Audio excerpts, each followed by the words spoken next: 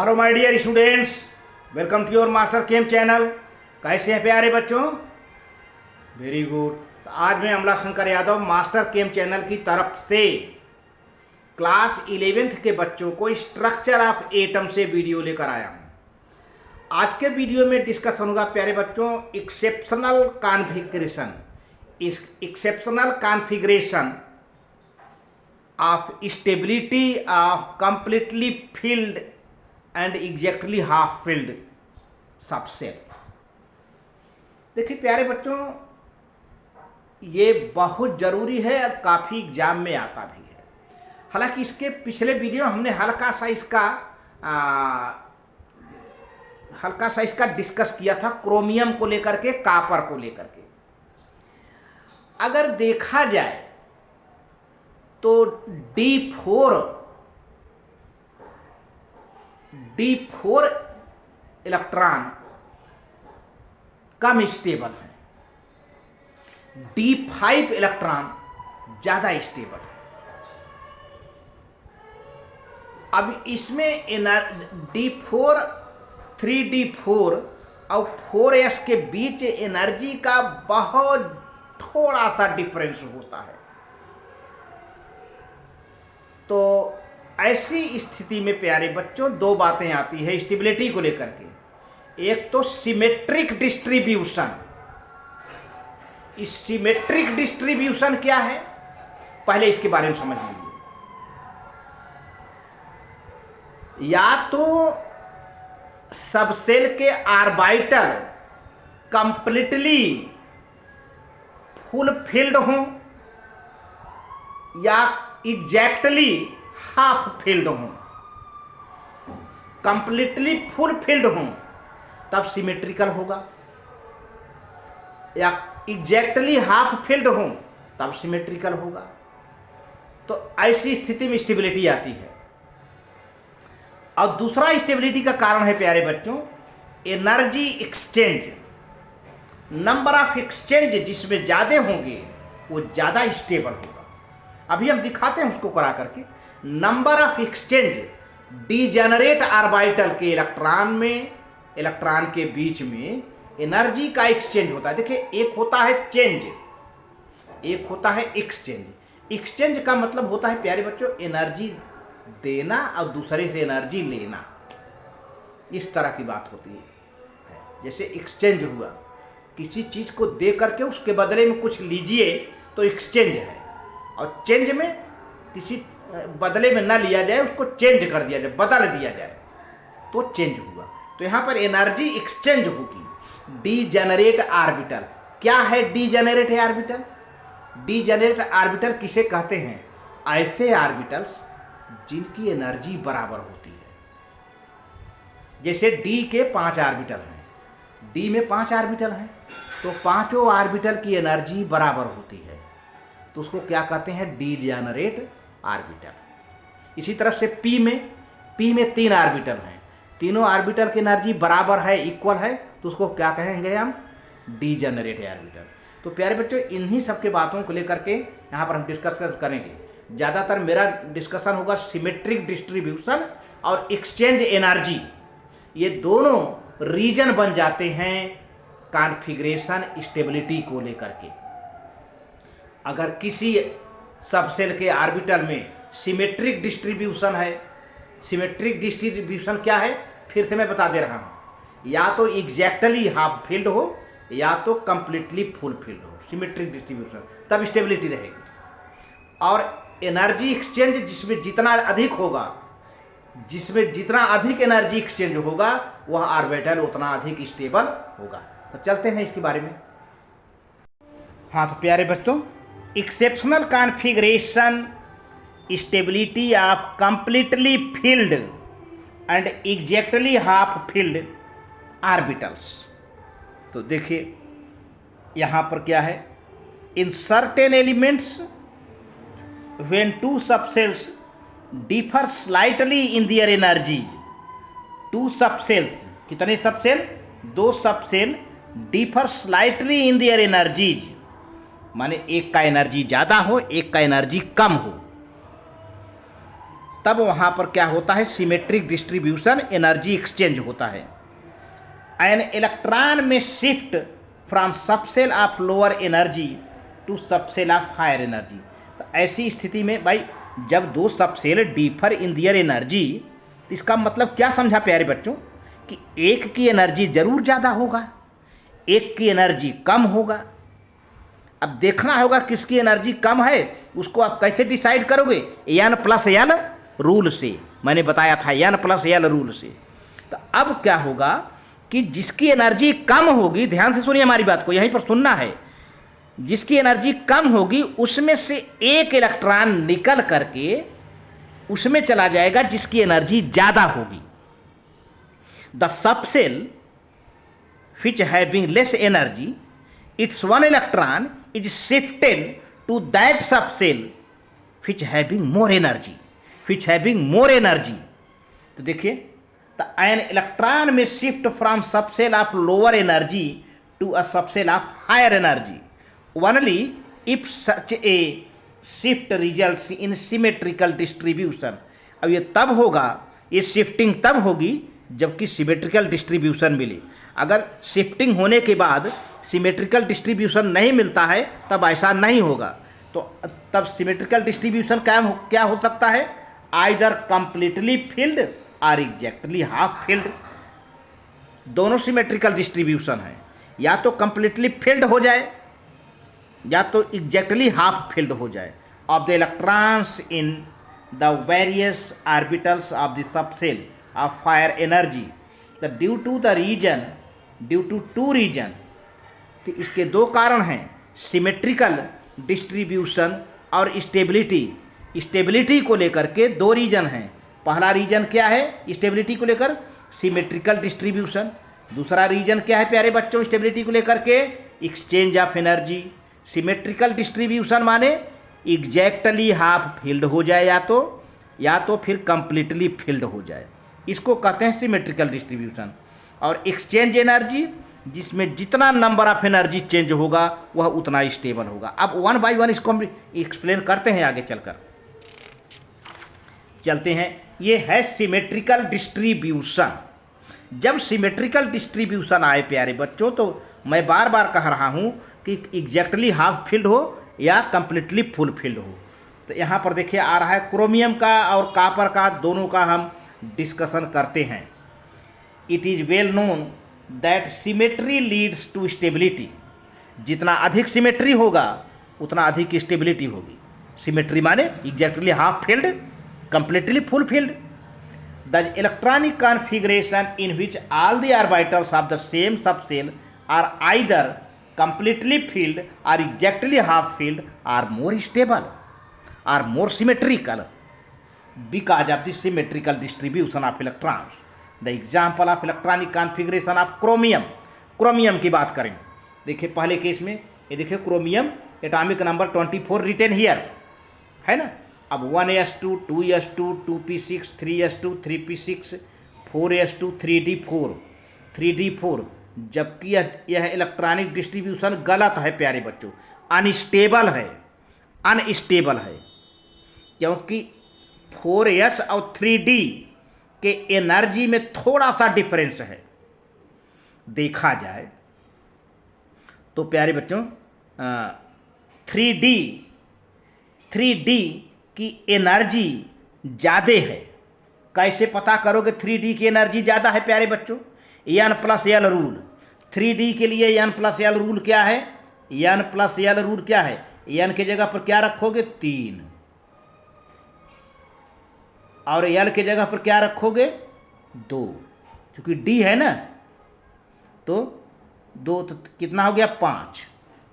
और 4s2 की बात करेंगे क्या हो जाएगा, एन की जगह पर 4 और एल की जगह पर 0 आया, चूँकि यस के लिए एल 0 होता है, टोटल आ गया 4। तो किसका टोटल ज़्यादा है प्यारे बच्चों, इसका 5 है, इसकी एनर्जी ज़्यादा है। जिसका टोटल कम हो उसकी एनर्जी कम है। तो अब मैंने बताया था कि ये अनस्टेबल है। ये क्या है, अनस्टेबल है।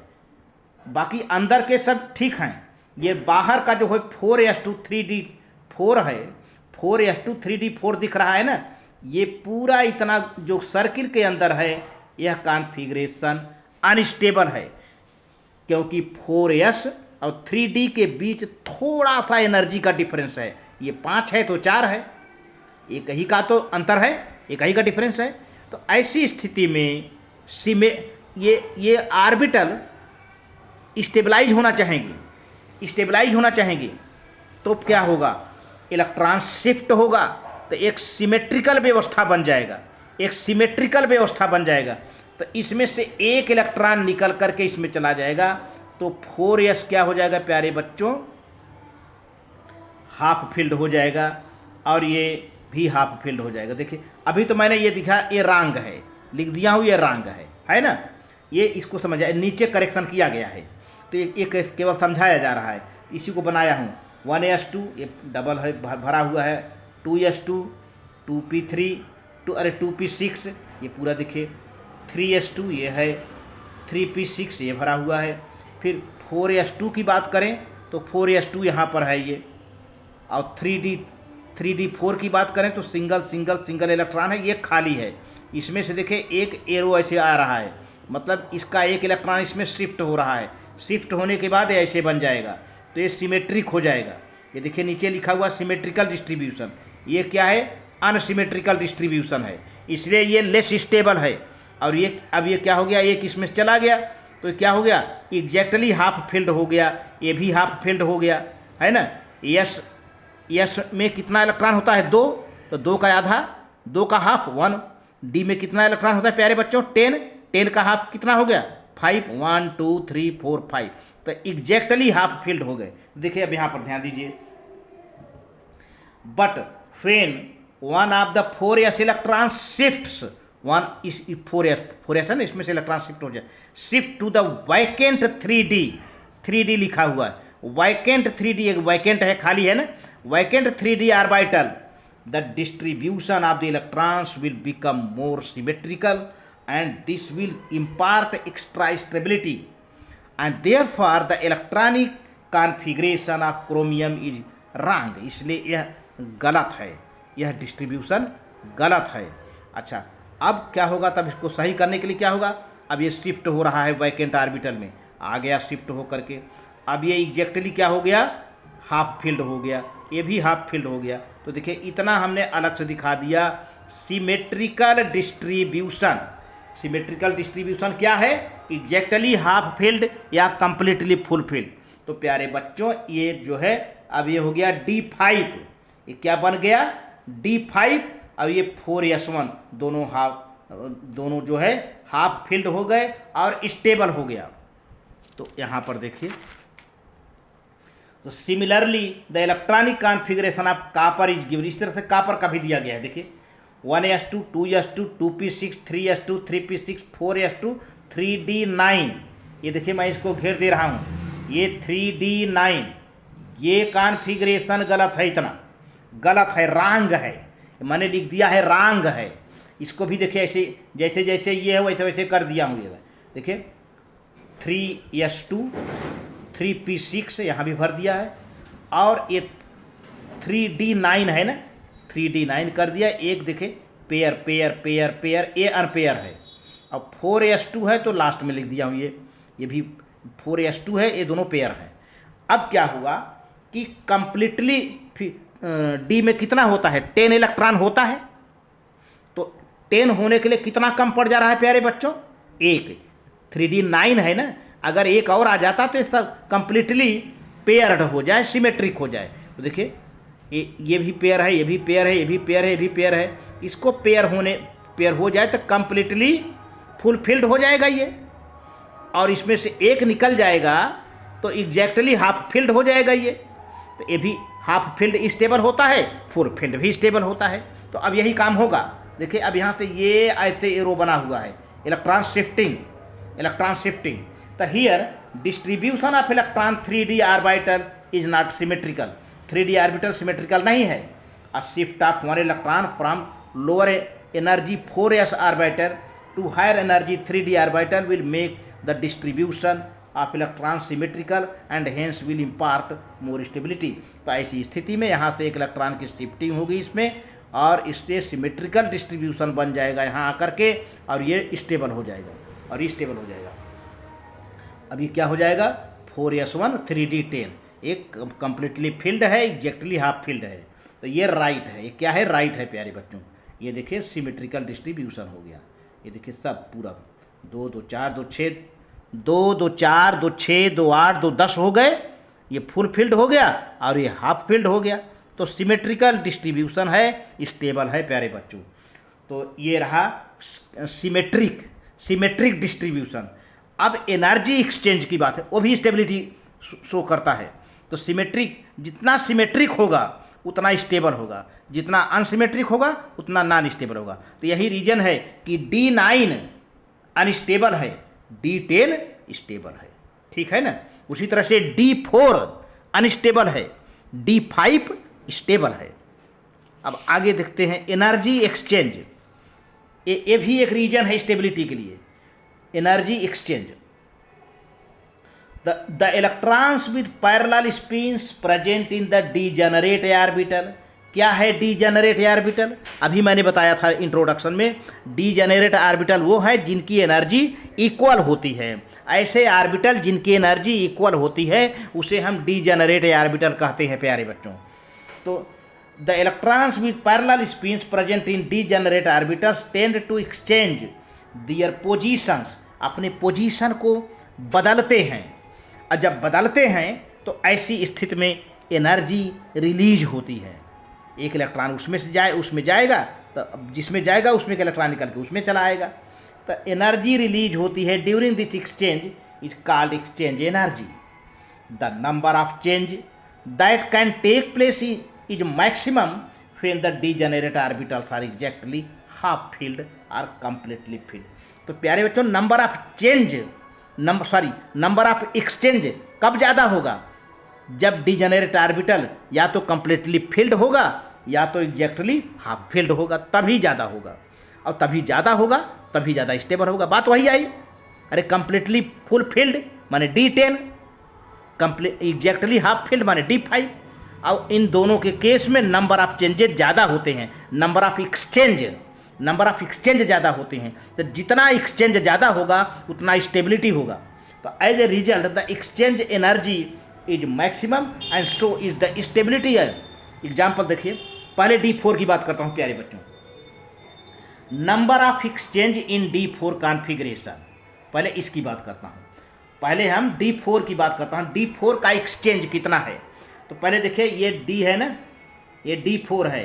तो कितने ऑर्बिटल हैं? 1 2 3 4 5 हैं। लेकिन इलेक्ट्रॉन कितना है प्यारे बच्चों? 4 ही है।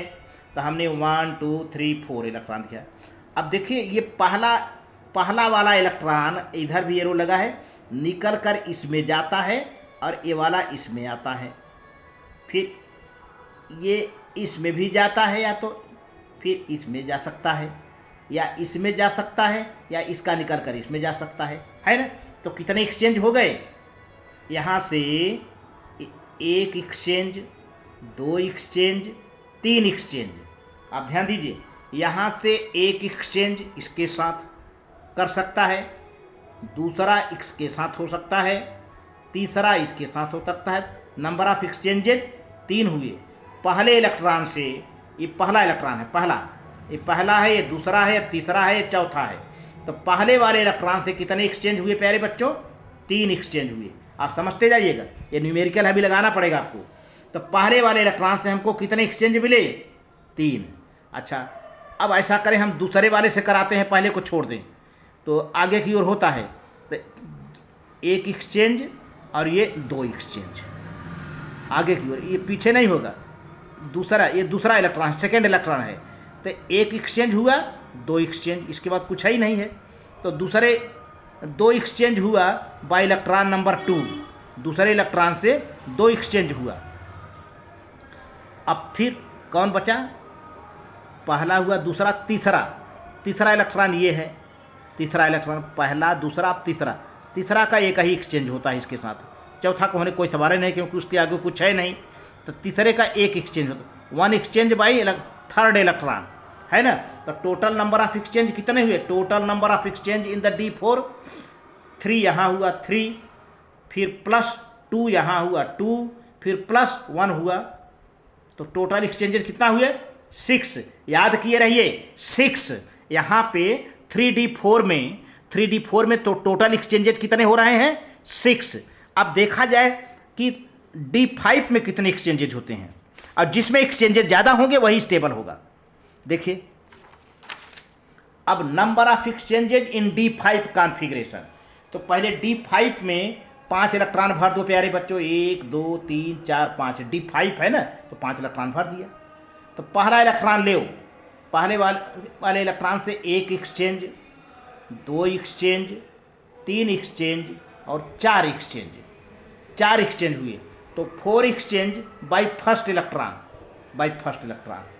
फिर अब ये सेकेंड इलेक्ट्रॉन है, फर्स्ट को छोड़ दीजिए, अब सेकेंड इलेक्ट्रॉन लेकर चलिए, 1 एक्सचेंज, ये 2 एक्सचेंज, ये 3 एक्सचेंज, तो सेकेंड वाले 3 एक्सचेंजेज बाय सेकेंड इलेक्ट्रॉन।